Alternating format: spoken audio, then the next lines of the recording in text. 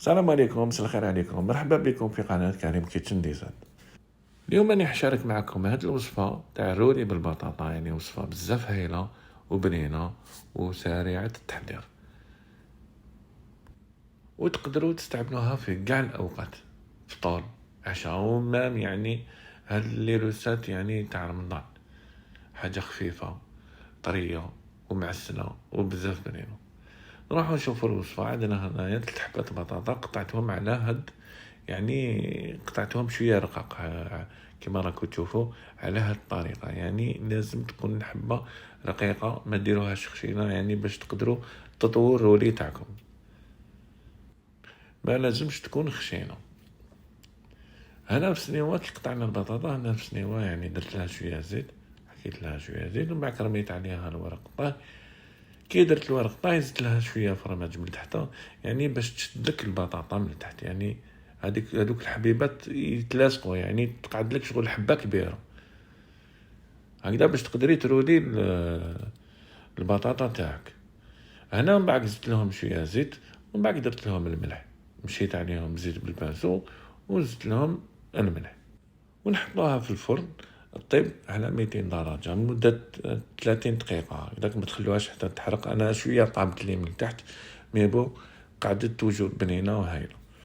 وهنا نروحو نحضرو الحشو تاعنا. في المقلاة حطيت حبة بصل صغيرة ماهيش كبيرة، رميت عليها شوية زيت قليتها، رميت عليها الدجاج مفروم، شوية دجاج مفروم، وزدتلو التوابل. عندنا فلفل كحل، عندنا درتلو شوية كمون، شوية كاري، شوية عكري والملح. هذا ما كان ما نحتاجوش عفايس بزاف، يعني العكري جوست باش نحمرو الدجاج تاعنا ويعطيلو مذاق مليح. وزدت لها شوية زيتون مفروم، وانا حطيت عليهم 4 قطع تاع فرماج، يعني بورسيون راح يزيد لك المذاق، راح يمد لك طعم ولا اروع. من بعد قطعت عليهم شويه معدنوس، ورميت عليهم الكريمه السائله من بعد، يعني من بعد كي طاب لي يعني مليح الدجاج درنا له شويه كريمه سائله وطفينا عليه.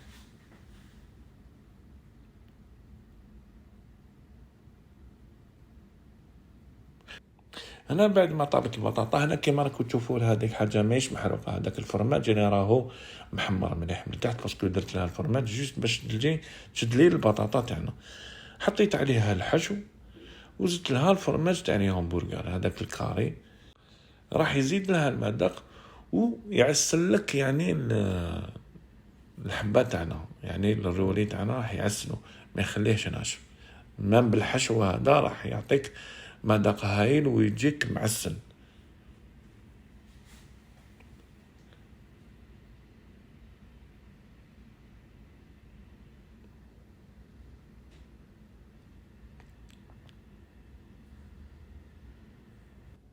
وحطينا عليه من فوق الفرماج، درت الموزاريلا ودرت الشيدار من فوق رابي، ودخلناها للفرن وشعلنا عليها من فوق باش نحمروا الحبات تاعنا تاع الرول.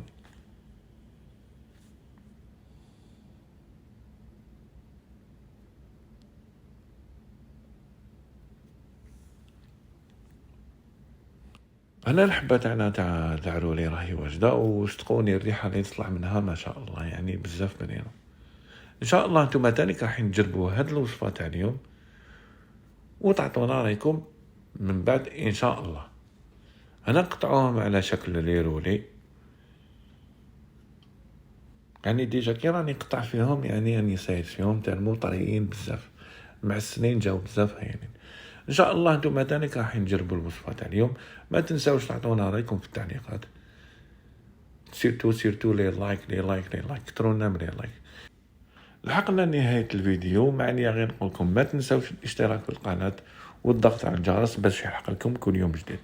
ان شاء الله راح نجيب لكم وصفات بزاف هايلين. معني غير نقولكم تهلاو في روحتكم، تهلاو في صحتكم، نتلاقاو في فيديو او وصفة اخرى ان شاء الله. سلام.